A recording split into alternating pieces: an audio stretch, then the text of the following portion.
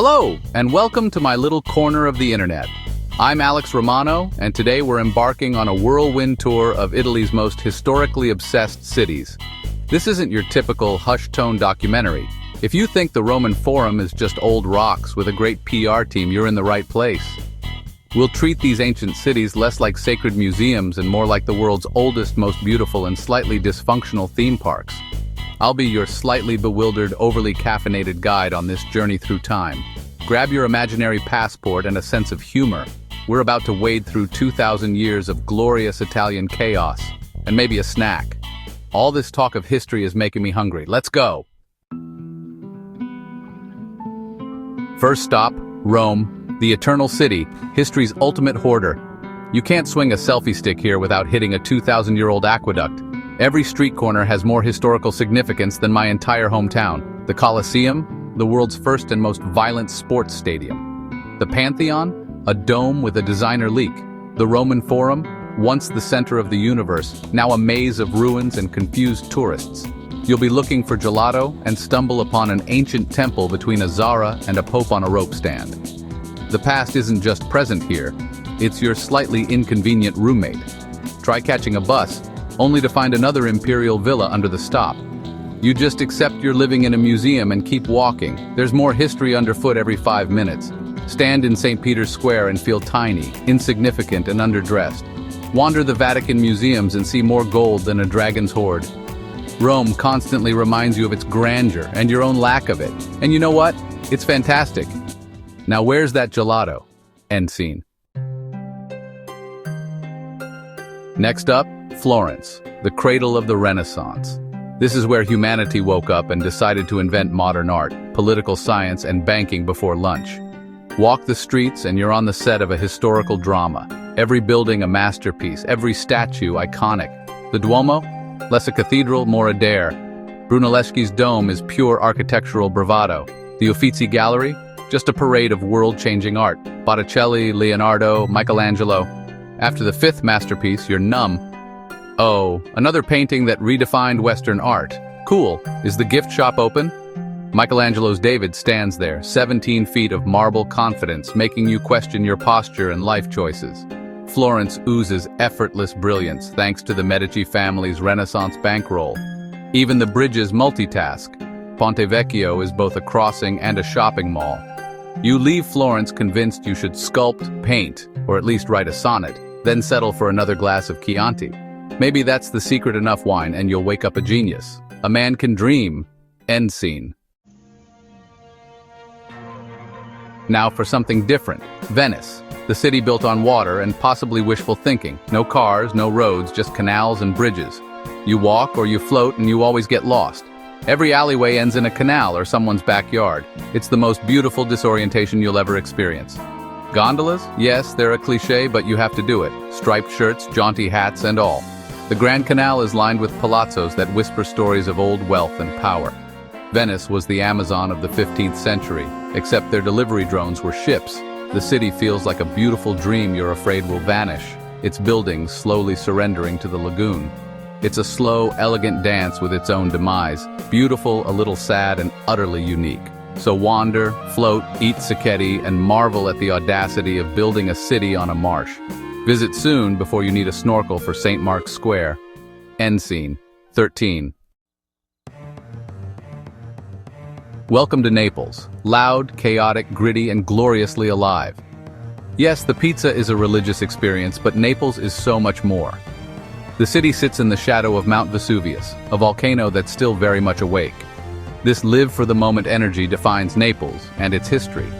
Naples is the gateway to Pompeii and Herculaneum, Roman cities frozen in time by Vesuvius. Walk through these ghost towns and see ancient life, graffiti, and bread still in the ovens. But Naples itself is built on layers, literally. Beneath the streets lies a city of Greek and Roman ruins. Take a tour underground and you realize today's Naples is just the latest version. The Archaeological Museum is a treasure trove of mosaics, statues, and everyday objects from Pompeii. So yes, come for the pizza, but stay for the chaos, the underground city, and the eerie silence of Pompeii. Naples is a survivor, serving up incredible food with a side of world-class history. It's a city with soul, and a lot of sauce. End scene. Next stop, Milan, capital of fashion, finance, and making you feel underdressed. At first glance, Milan is all sleek skyscrapers and designer boutiques. But beneath the style, Milan hides serious historical street cred. The Duomo di Milano is a Gothic masterpiece that took nearly 6 centuries to finish, a marble porcupine in the city center. And then there's Leonardo's The Last Supper. Book months ahead, get 15 minutes and it's worth every second. Milan's Sforza Castle reminds you this city once had moats and cannons, not just runways. Here, Fashion Week buzzes just blocks from ancient churches and Roman ruins. Milan is a collision of worlds, modern energy, deep history, and more style than anywhere else. It's a balancing act, and Milan pulls it off effortlessly. End scene 12. Ah, Verona, a city so charming Shakespeare set 2 plays here without ever visiting. Romeo and Juliet defines the city's identity, and Verona leans into it hard. Juliet's house? Pure marketing genius. Juliet wasn't real, but the crowds and love notes are. It's a shrine to love, or maybe just a health code violation. But Verona's history goes way beyond Shakespearean drama. The Verona Arena is a Roman amphitheater older than the Colosseum, and still hosts epic operas. The city is a gorgeous mix of Roman ruins, medieval streets, and Renaissance palaces. Wander the Ponte Pietra, climb the Torre dei Lamberti, and enjoy a glass of wine in a quiet piazza. Verona's true love story is with its own long, fascinating history. The teenage drama, just a footnote. End scene 13. Welcome to Bologna, La Dotta, La Grassa, La Rosa, the learned, the fat, the red. It's a city for intellectuals who love to eat, surrounded by beautiful red brick. Bologna is home to the oldest university in the Western world, founded in 1088. The Archiginnasio's anatomical theater is both beautiful and slightly morbid. Food here is a serious historical activity. Ragu, mortadella, parmesan, and more. Eating in Bologna is feasting on history. The city's red rooftops and endless porticos make it unique. 40 kilometers of covered walkways. Bologna may lack a blockbuster attraction, but its charm is in the atmosphere, the food, and the beauty of its streets. It's a place to slow down, get a little smarter, and a lot fatter. And what's more historical than that? End scene 13. Let's talk about Pisa. We're here for one reason, the Leaning Tower. It's the world's most famous structural failure, a global icon of imperfection. The Piazza dei Miracoli is stunning, but everyone's here for the tower and the classic holding it up photo.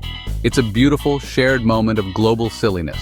The tower is genuinely impressive, not just for leaning, but for the centuries of effort to keep it from falling. Pisa was once a major maritime republic, with a historic university and lovely riverside atmosphere. But it's the glorious mistake that made it famous. Pisa is a lesson. Sometimes your biggest oops becomes your greatest success. In a world obsessed with perfection, Pisa celebrates the happy accident. End scene. Now we head south to Palermo, Sicily's chaotic, vibrant capital. Palermo's history is a tangled knot, conquered by everyone, marked by all. The result? Architecture that's a glorious mashup. Norman, Byzantine, and Arabic all in one building. The Palatine Chapel is a masterpiece of cultural fusion. Gold mosaics, Arabic ceilings, Norman structure. Palermo's history is in its streets, ancient markets overflowing with noise, color, and life. The food is as layered as the city arancini, pasta con la sarde, and cannoli that are cultural artifacts. Palermo is gritty, overwhelming, and doesn't care if you like it. But peel back the layers, and you'll find a city with depth and beauty unlike anywhere else in Italy. Palermo's story is as rich and complex as its best cannoli. End scene. Our final stop, Siena, Florence's medieval rival. Siena is pure Gothic, a city frozen in the 14th century. The heart is the Piazza del Campo, a shell-shaped piazza that's the city's living room. Twice a year it transforms into the Palio, a bareback, no-holds-barred horse race between city districts. The Palio is the original reality TV passion, pageantry, and centuries-old rivalries. Even when the race isn't on, Siena's contrade, its neighborhoods, show fierce pride and tradition. The Duomo is a marble masterpiece, and the medieval streets are a joy to get lost in. But it's the spirit of the Palio that truly defines Siena. Here, history isn't just in museums. It's alive, kicking and racing a horse for glory. End scene 13. And there you have it. a sarcastic stroll through Italy's most historically saturated cities. From Rome's chaos to Milan's style and Siena's medieval madness, Italy doesn't just have history, it lives it. These ruins aren't just old rocks, they're the backdrop to vibrant modern life.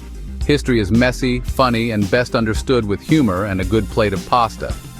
Next time you travel, look for the weird, wonderful stories that make a place special. Thanks for joining me. If you want more, subscribe and hit the bell. Now, if you'll excuse me, I need a cannoli the size of my head. Ciao!